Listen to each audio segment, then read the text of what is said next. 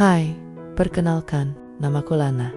Tahun ini, usiaku menginjak 34 tahun. Di usiaku yang kata orang sedang matang-matangnya ini, aku memilih jalan hidup yang agak berbeda dari teman-teman sebayaku di kota. Aku memutuskan kembali ke kampung, menempati rumah peninggalan nenek yang dindingnya sudah mulai berlumut, namun terasa sangat hangat.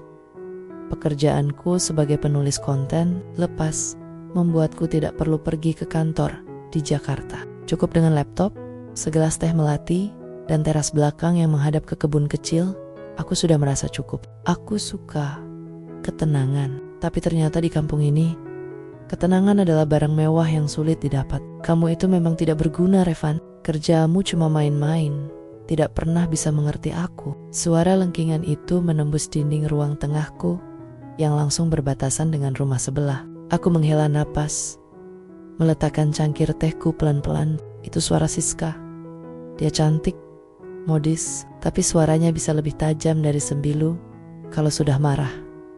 Aku belum pernah benar-benar mengobrol dengan suaminya, Mas Revan. Yang aku tahu, Mas Revan itu usianya mungkin sekitar 37 tahunan. Orangnya pendiam, pembawaannya tenang, dan punya sepasang mata yang selalu terlihat seperti menanggung beban berat satu dunia di pundaknya. Setiap pagi, aku sering melihatnya memanaskan mesin mobil. Dia selalu menyempatkan diri mengangguk sopan atau melemparkan senyum tipis padaku. Senyum yang sopan, tapi hambar. Seperti ada sesuatu yang hilang dari sana. Malam itu perdebatan di sebelah terdengar lebih hebat dari biasanya. Aku merasa risih, tapi juga merasa kasihan. Aku pun memilih beranjak ke teras belakang, mencoba mencari udara segar agar tidak perlu mendengar makian yang semakin menjadi-jadi.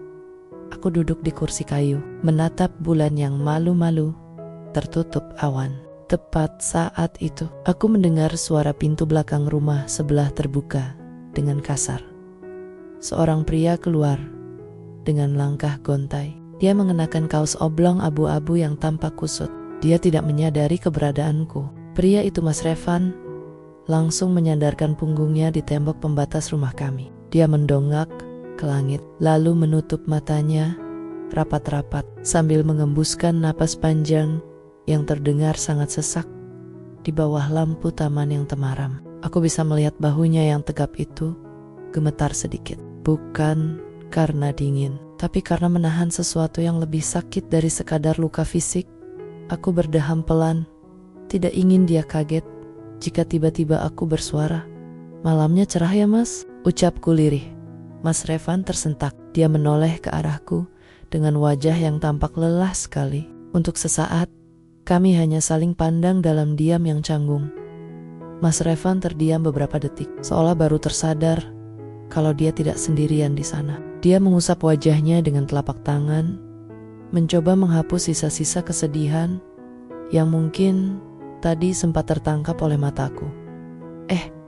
Dek Lana, belum tidur?" Suaranya rendah, sedikit serak, tapi sangat enak didengar. Aku menggeleng pelan sambil menggeser dudukku di kursi kayu. "Belum, Mas. Lagi nyari inspirasi buat tulisan, tapi sepertinya malam ini suasananya lagi ramai." Aku sengaja menggunakan kata ramai sebagai bahasa halus untuk keributan yang baru saja terjadi di rumahnya. Mas Revan hanya tersenyum kecut. Dia tidak membela diri, tidak juga bercerita. Dia justru melangkah mendekati pagar kayu yang memisahkan kebun kami. Tinggi pagar itu hanya sepinggang, jadi kami bisa saling melihat dengan jelas. "Maaf ya, kalau suara dari sebelah mengganggu waktu istirahatmu. Kadang memang suasananya tidak bisa dikontrol," ucapnya pelan, matanya menatap ujung sepatunya sendiri. Aku memperhatikannya lebih dekat. Dalam jarak sedekat ini, Mas Revan terlihat jauh lebih tampan, tapi juga jauh lebih rapuh. Ada garis-garis kelelahan di sudut matanya. Padahal, dia pria yang sangat mapan. Dia punya posisi bagus di perusahaan swasta. Mobilnya selalu bersih, dan rumahnya paling besar di deretan ini. Tapi kenapa dia terlihat seperti orang yang paling tidak bahagia di dunia? "Nggak apa-apa, Mas. Namanya juga hidup bertetangga," jawabku tulus. "Mas Revan, mau teh?" Aku baru saja menyeduh satu teko. "Masa hanya..." Dia sempat ragu, matanya melirik ke arah pintu belakang rumahnya yang tertutup rapat, seolah takut ada yang mengawasinya. Tapi kemudian dia mengangguk pelan. Boleh, kalau tidak merepotkan. Aku masuk ke dalam, mengambil satu cangkir keramik lagi, dan menuangkan teh melati yang aromanya sangat menenangkan. Saat aku kembali dan mengangsurkan cangkir itu di atas pagar, jari kami sempat bersentuhan tanpa sengaja. Ada sensasi aneh yang menjalar di lenganku. Dingin, kulitnya bertemu hangat kulitku. Dia menatapku cukup lama saat menerima cangkir itu, seolah mencari sesuatu di mataku. Terima kasih Lana, kamu baik sekali, bisiknya. Kami berdiri di sana, hanya dibatasi pagar kayu dan beberapa tanaman hias. Kami menyesap teh dalam diam. Tidak ada obrolan berat, hanya suara jangkrik dan hembusan angin malam yang menerpa wajah. Namun, di balik diam itu, aku merasakan ada sesuatu yang mulai berubah. Tembok yang tadinya terasa begitu dingin dan kaku, malam ini terasa sedikit lebih lunak. Aku menyadari satu hal. Mas Revan bukan sedang mencari teman bicara. Dia hanya butuh tempat di mana dia tidak perlu merasa disalahkan. Lana, panggilnya lembut sebelum aku memutuskan masuk ke dalam. Iya mas. Apa kamu ada di rumah? Pertanyaan itu sederhana, tapi entah kenapa membuat jantungku berdetak sedikit lebih cepat dari biasanya. Pagi itu, suasana kampung terasa seperti biasa. Suara penjual sayur yang berteriak nyaring dan bisingnya mesin motor warga yang berangkat kerja menjadi latar suaranya. Namun, bagiku, ada yang berbeda. Sejak kejadian minum teh di pagar semalam, pikiranku tidak bisa diam. Aku sedang asyik mengetik di laptop saat ponselku bergetar di atas meja. Sebuah notifikasi pesan masuk dari nomor yang tidak kukenal. Terima kasih untuk tehnya semalam Lana. Sangat membantu aku untuk bisa tidur nyenyak. Maaf kalau aku terkesan aneh. Aku tahu itu dia. Jantungku menselos. Aku tidak tahu dari mana dia mendapatkan nomorku. Mungkin dari grup WhatsApp warga. Tapi melihat pesannya membuatku tersenyum kecil tanpa sadar. Aku ragu untuk membalas, tapi jariku bergerak lebih cepat dari logika. Sama-sama mas. Syukurlah kalau memang begitu. Semangat kerjanya hari ini. Setelah itu, tidak ada balasan lagi. Aku pun mencoba fokus kembali pada pekerjaanku. Namun, kedamaian itu pecah saat siang hari. Dari balik tembok, aku mendengar suara barang pecah. Frank, kamu pikir aku bodoh, Revan? Kamu tersenyum-senyum sendiri lihat HP. Itu suara Siska, melengking dan penuh amarah. Aku membeku di kursiku. Apakah dia melihat pesan dariku? Atau Mas Revan memang sedang memikirkan hal lain? Aku mencoba menutup telinga dengan headphone, tapi tetap saja suaranya tembus. Siska mulai mengabsen semua kekurangan Mas Revan dengan kata-kata yang sangat tidak pantas untuk didengar. Aku merasa sesak sendiri membayangkannya. Bagaimana bisa seseorang yang setiap hari bekerja keras seperti Mas Revan pulang ke rumah hanya untuk dihabisi secara mental seperti itu? Tak lama kemudian, aku mendengar suara mobil menjauh dengan kecepatan tinggi. Sepertinya Siska pergi dengan penuh amarah. Sore harinya, saat aku sedang menyiram tanaman di belakang, aku melihat sosok itu lagi. Mas Revan duduk di teras belakangnya. Tapi kali ini, dia tidak mendongak ke langit. Dia menunduk, menyembunyikan wajahnya di antara kedua lututnya. Pagar rendah itu terasa seperti magnet. Aku melangkah mendekat tanpa sadar. Mas Revan, nggak apa-apa? Tanyaku dengan nada selembut mungkin. Dia tidak menjawab, tapi bahunya bergerak naik turun. Pria setegar itu kini tampak hancur berkeping-keping. Dia perlahan mengangkat wajahnya. Matanya merah. Bukan karena marah, tapi karena menahan beban yang sudah diambang batas. Aku cuma ingin dihargai sedikit saja Lana. Apa itu terlalu sulit diminta? Suaranya hampir menyerupai bisikan yang patah. Aku terdiam. Di saat itulah, aku menyadari bahwa posisiku sudah bukan sekadar tetangga lagi. Aku mulai menjadi saksi dari luka yang paling dalam darinya. Dan yang lebih menakutkan, aku ingin sekali mengobati luka itu. Melihat Mas Revan begitu hancur, Rasa iba di hatiku benar-benar meluap. Tanpa berpikir panjang, aku meletakkan selang air yang masih menyala dan berjalan mendekat ke pagar kayu itu. Mas, kalau Mas butuh tempat untuk sekadar duduk tenang tanpa ada yang menyalahkan, teras belakangku selalu terbuka, kataku dengan tulus. Mas Revan menatapku. Ada keraguan besar di matanya. Namun, sepertinya rasa sesak di dadanya jauh lebih besar daripada rasa takutnya. Dia berdiri, lalu perlahan berjalan memutar melewati pintu kecil di sudut pagar yang biasanya terkunci. Malam itu, untuk pertama kalinya, dia benar-benar menginjakkan kaki di wilayah pribadiku. Kami duduk di bangku kayu panjang. Aku tidak menyalakan lampu teras agar suasana tetap redup, menjaga agar tidak ada mata tetangga lain yang curiga. Siska selalu merasa aku tidak cukup. Mulainya tanpa aku tanya. Berapapun materi yang aku bawa pulang, sebanyak apapun waktu yang aku korbankan, selalu ada celah untuk dia menghinaku. Hari ini, dia marah hanya karena aku lupa membeli pesanan tasnya. Aku mendengarkan dengan saksama. Aku tidak menyela, tidak juga menghakimi. Aku hanya menjadi pendengar yang dia butuhkan selama bertahun-tahun ini. Kamu tahu Lana, di rumah itu, aku merasa seperti orang asing. Tapi, di sini, entah kenapa, hanya dengan duduk diam dan mencium aroma teh melatimu, aku merasa bisa bernapas lagi. Dia menoleh ke arahku. Jarak kami tidak terlalu jauh. Dalam kegelapan yang tenang, aku bisa merasakan kehadirannya yang begitu kuat. Ada dorongan di hatiku untuk mengusap pundaknya, menguatkannya. Tapi aku tahu, aku harus menahan diri. Mas adalah orang baik. Jangan biarkan kata-kata orang lain, siapapun itu, membuat Mas percaya kalau Mas tidak berharga. Balasku pelan.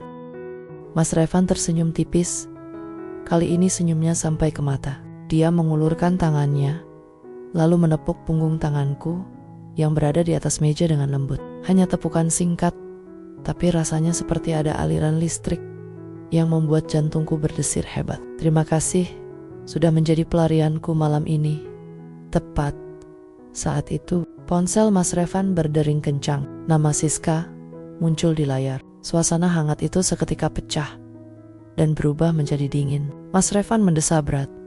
Wajahnya kembali tegang. Dia berdiri, menatapku sekali lagi dengan tatapan yang sulit diartikan. Campuran antara rasa terima kasih dan penyesalan. Sebelum akhirnya melangkah kembali ke rumahnya yang penuh badai, aku terpaku di tempat dudukku. Aku sadar, aku baru saja membuka pintu untuk sesuatu yang sangat berbahaya. Aku bukan lagi sekadar tetangga yang ramah. Aku telah menjadi tempat persembunyiannya. Dan aku tahu, Siska bukan tipe wanita yang akan tinggal diam jika tahu suaminya mencari kedamaian di tempat lain setelah malam itu. Suasana di antara kami berubah total. Ada semacam kesepakatan tak tertulis yang terjalin. Kami tidak sering bertemu di depan rumah, tapi lewat pesan singkat dan pertemuan singkat di balik pagar. Hubungan ini tumbuh menjadi sesuatu yang lebih dari sekadar tetangga. Pagi itu, aku menemukan sebuah kantong plastik kecil tergantung di pagar kayu belakang. Isinya sebungkus roti hangat dari toko roti paling enak di kota dan sebuah catatan kecil. Semangat menulisnya hari ini. Jangan lupa sarapan. Aku tersenyum lebar. Rasanya seperti kembali ke zaman sekolah. Ada debaran yang membuat hari-hariku yang biasanya sepi jadi terasa lebih berwarna. Tapi di sisi lain, aku selalu waspada. Aku sering mengintip lewat gorden, memastikan mobil Siska tidak ada di halaman sebelum aku membalas pesan Mas Revan sore harinya. Saat aku sedang asyik merapikan tanaman, Mas Revan muncul di balik pagar. Dia tidak terlihat selelah biasanya. Dia memakai kemeja biru yang lengannya digulung sampai siku. Tampak segar, tapi tetap ada kegelisahan di matanya. Lana, sibuk? Tanyanya pelan. Enggak terlalu Mas. Ada apa? Dia menyandarkan sikunya di pagar, menatapku dengan dalam. Aku punya 2 tiket pameran seni di kota akhir pekan ini. Siska bilang dia tidak tertarik dan lebih memilih pergi ke acara arisan teman-temannya. Kamu mau? Aisyah. Jantungku rasanya mau melompat. Pergi berdua keluar kampung? Itu artinya kami akan terlihat seperti pasangan. Itu sangat berisiko. Tapi, melihat binar harapan di matanya, aku merasa sangat sulit untuk berkata tidak. Apa nggak bahaya, Mas? Kalau ada orang kampung yang lihat. Tonyaku ragu, kita berangkat sendiri-sendiri.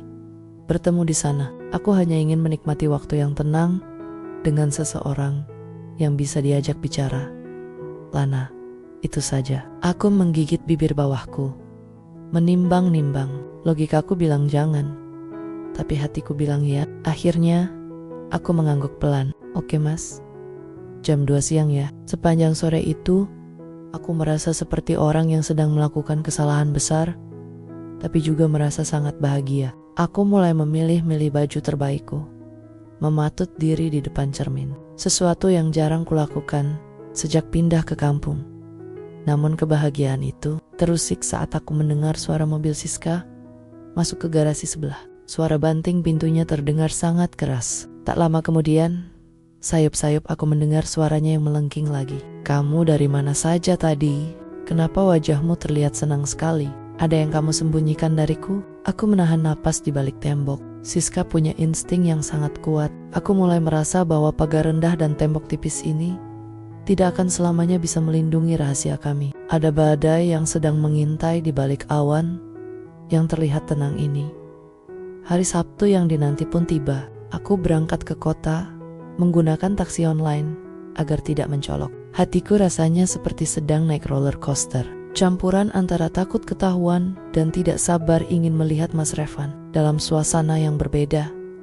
Kami bertemu di sebuah galeri seni yang tenang dan sepi. Begitu aku melihatnya berdiri di depan sebuah lukisan, jantungku berdegup kencang. Dia tidak memakai kemeja kantor, hanya kaos polo kasual yang membuatnya terlihat jauh lebih muda. Kamu cantik banget hari ini, Lana, bisiknya saat aku melangkah di sampingnya.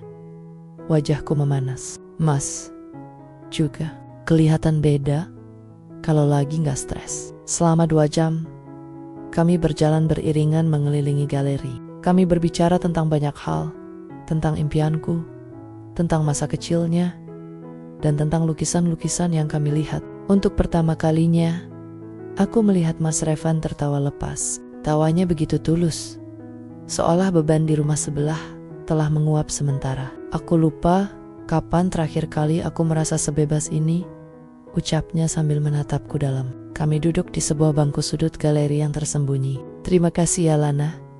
Kamu sudah menyelamatkan kewarasanku. Dia mengulurkan tangannya. Dan kali ini, dia tidak sekadar menepuk, tapi menggenggam jemariku dengan lembut, hangat, dan sangat erat. Aku tidak menarik tanganku. Di dalam ruangan yang dingin itu, genggaman tangannya adalah satu-satunya hal yang membuatku merasa aman.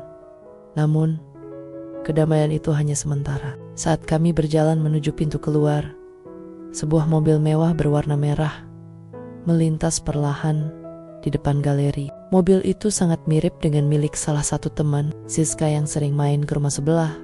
Kami berdua refleks saling menjauhkan diri. Mas Revan mendadak pucat. Lana, kamu pulang duluan ya? Aku takut ada yang melihat kita. Suaranya berubah panik dan penuh rasa bersalah.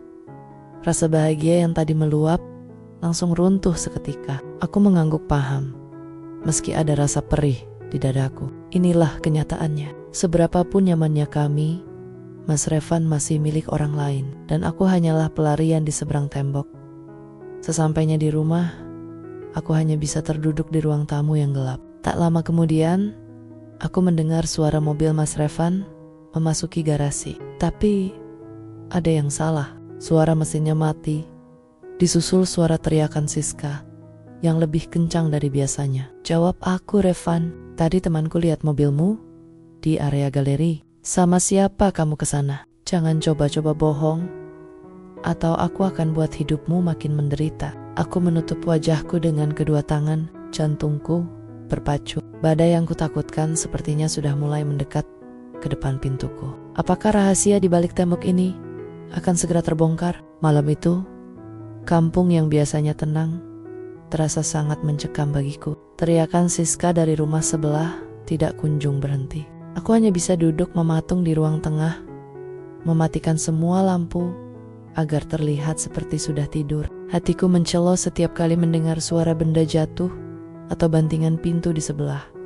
Aku merasa sangat bersalah, tapi juga merasa sangat tidak berdaya.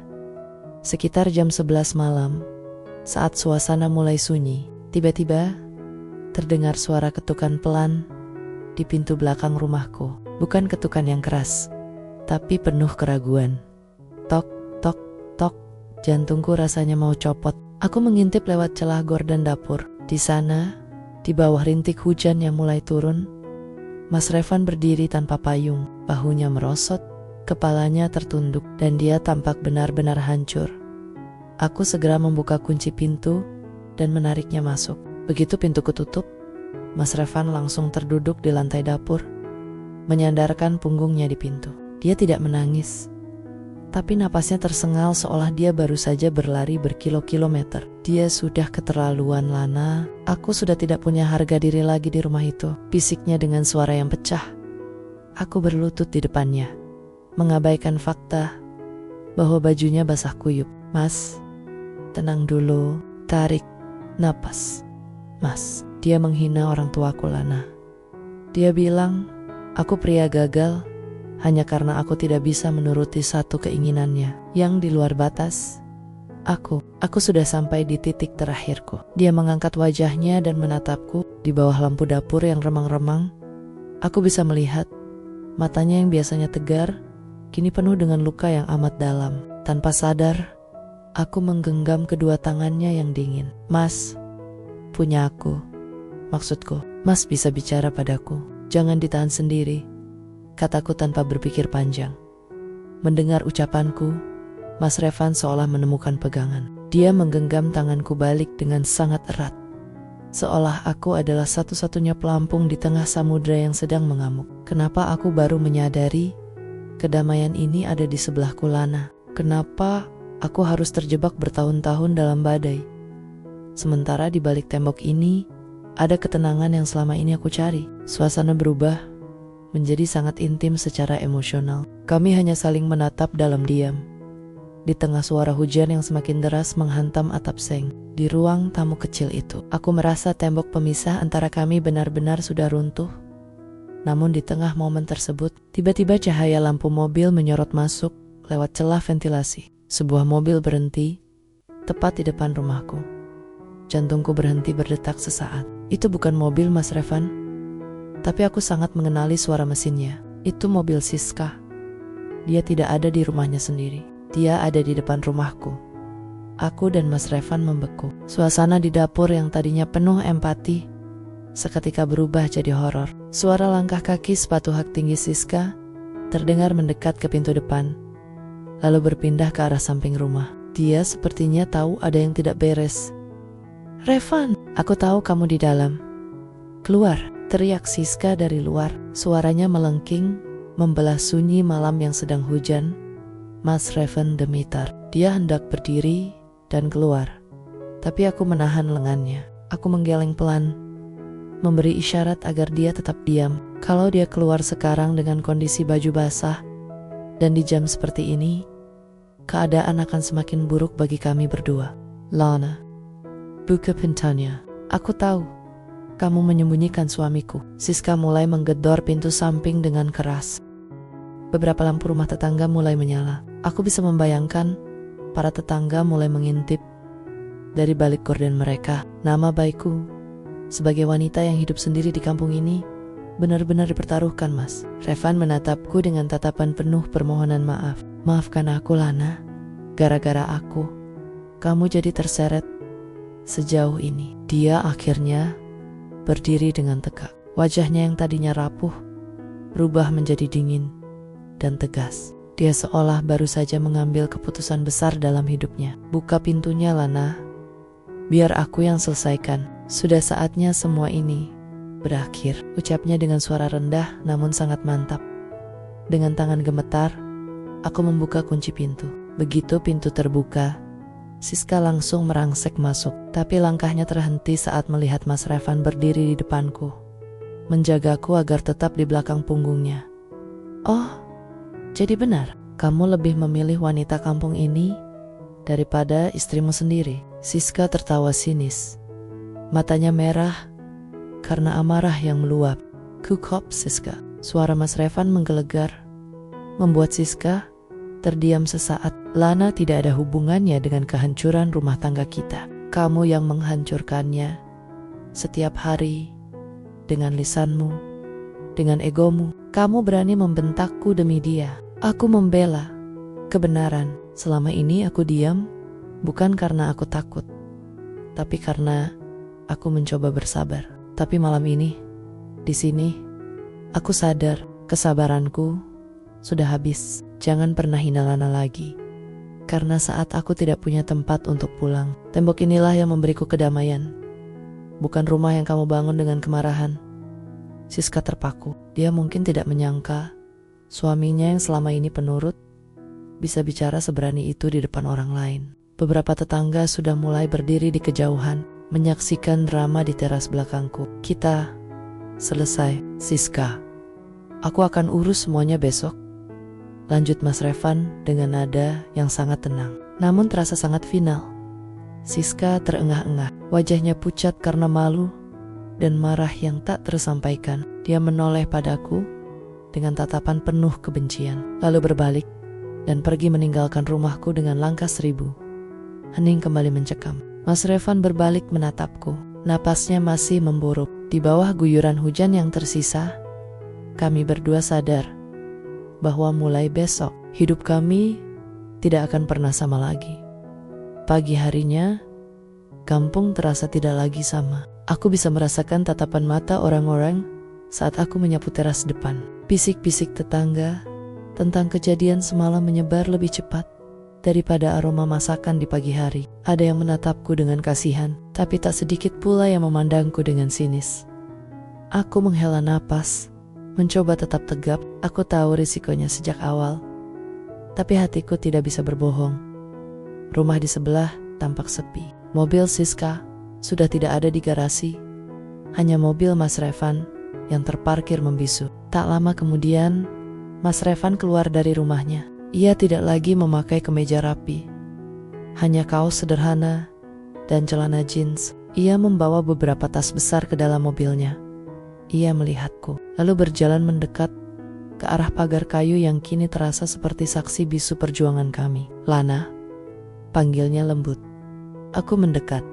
Mas mau kemana? Aku sudah memutuskan untuk pindah sementara ke rumah orang tuaku di kota. Aku butuh ruang untuk mengurus surat-surat dan menenangkan diri, jawabnya. Wajahnya terlihat jauh lebih lega, meski ada guratan sedih yang tersisa. Aku minta maaf karena namamu jadi terbawa dalam keributan ini. Aku sudah bicara pada Pak RT agar tidak ada yang menyudutkanmu. Aku tersenyum tipis, mencoba menguatkan diriku sendiri. Nggak apa-apa mas, aku sudah siap dengan konsekuensinya. Yang penting mas sekarang bisa lebih tenang. Mas Revan menatapku lama sekali. Tatapan yang kali ini tidak lagi penuh beban, melainkan penuh harapan. Lana, kejadian semalam saat aku bilang kamu adalah kedamaianku, aku sungguh-sungguh. Tapi aku tidak ingin memulai sesuatu yang baru di atas reruntuhan yang masih berantakan. Aku ingin menyelesaikan semuanya dengan cara yang benar. Aku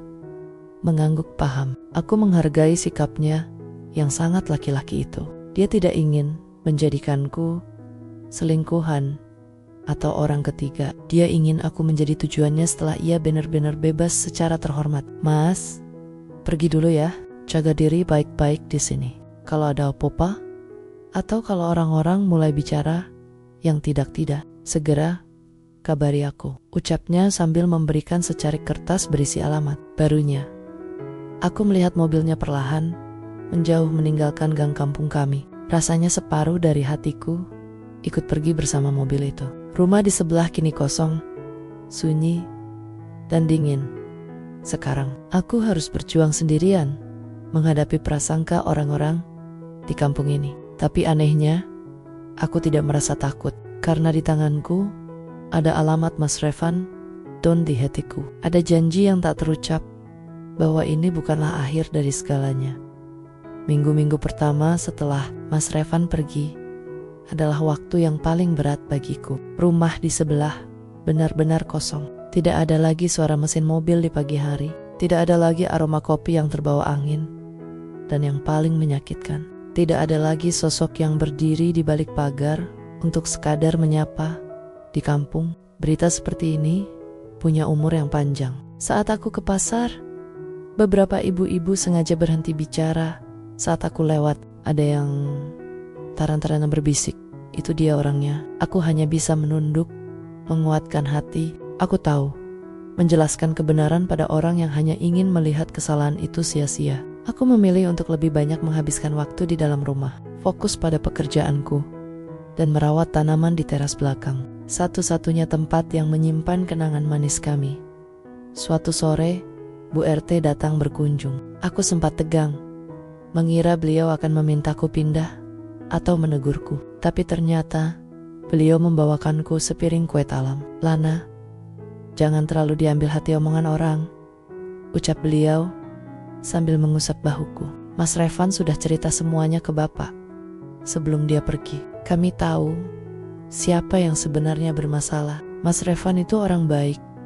Dia cuman sudah terlalu lama bertahan di tempat yang salah." Mendengar itu, air mataku hampir luruh. Ternyata tidak semua orang menutup mata. Dukungan kecil itu membuatku merasa tidak lagi sendirian di kampung ini.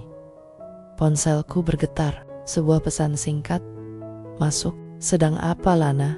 Di sini aku baru selesai mengurus tahap pertama. Melelahkan, tapi aku merasa jauh lebih ringan. "Aku rindu suasana teras belakangmu." Aku tersenyum. Kali ini dengan perasaan yang lebih tenang. "Aku lagi sama Bu RT."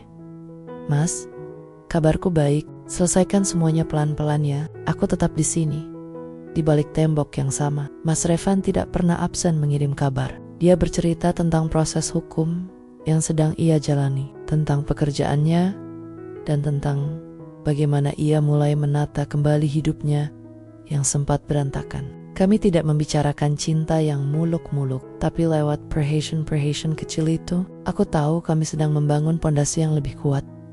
Aku mulai menyadari bahwa jarak ini perlu. Dia perlu waktu untuk benar-benar lepas dari masa lalunya secara terhormat. Dan aku perlu waktu untuk membuktikan bahwa aku bukan wanita yang sekadar merebut, tapi wanita yang sabar, menunggu badai benar-benar reda.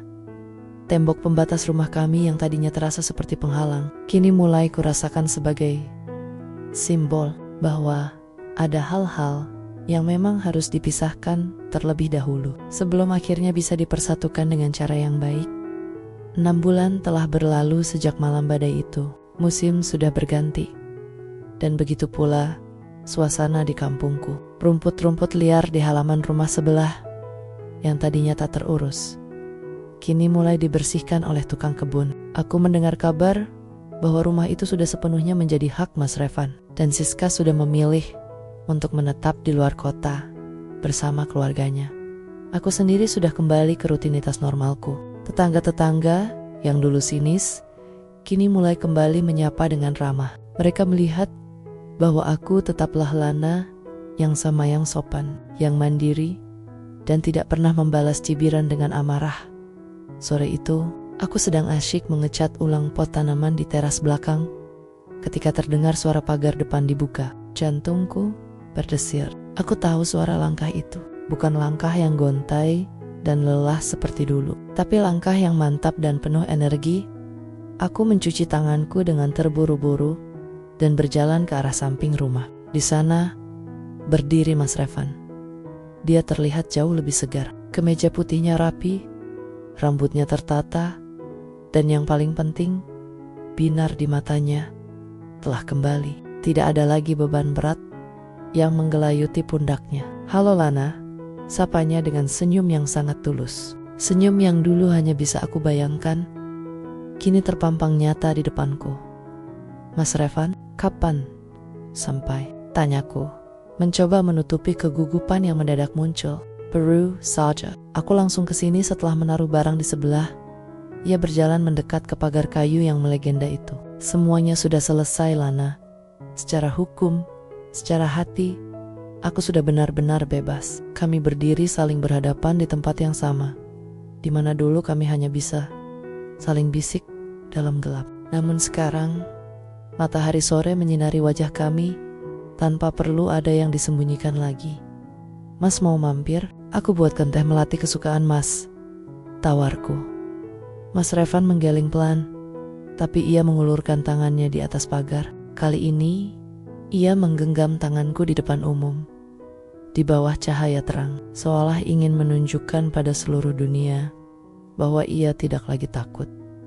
Nanti saja, aku ingin mengajakmu makan malam di luar, bukan sebagai pelarian, bukan sebagai rahasia, tapi sebagai pria yang ingin meminta izin untuk mulai mengisi hari-harinya bersamamu secara resmi. Kamu mau? Mataku terasa panas karena haru. Penantianku selama 6 bulan ini menghadapi sepi dan omongan orang rasanya terbayar lunas hanya dengan satu kalimat itu. Aku mengangguk pelan sambil tersenyum lebar. Mau Mas? Sangat mau. Malam itu, untuk pertama kalinya kami keluar dari gang rumah dengan satu mobil, tanpa perlu berangkat sendiri-sendiri, tanpa perlu merasa was-was. Tembok yang dulu memisahkan kami kini hanyalah saksi bisu bahwa cinta yang benar akan menemukan jalannya, asalkan kita berani untuk jujur dan sabar menunggu waktu yang tepat. 1 tahun kemudian, pagi di Kempong selalu punya aroma yang khas, perpaduan antara tanah basah, asap kayu bakar, dan bunga-bunga yang mekar. Namun bagiku, pagi ini terasa jauh lebih istimewa. Aku tidak lagi duduk sendirian di teras belakang sambil menatap tembok tetangga yang dingin. Sekarang, tembok itu tidak lagi menjadi pembatas yang kaku. Kami telah membuat sebuah pintu kecil yang cantik di tengah pagar kayu itu, sebagai simbol bahwa dua rumah ini kini telah menjadi satu kesatuan hati. Tehnya sudah siap sayang.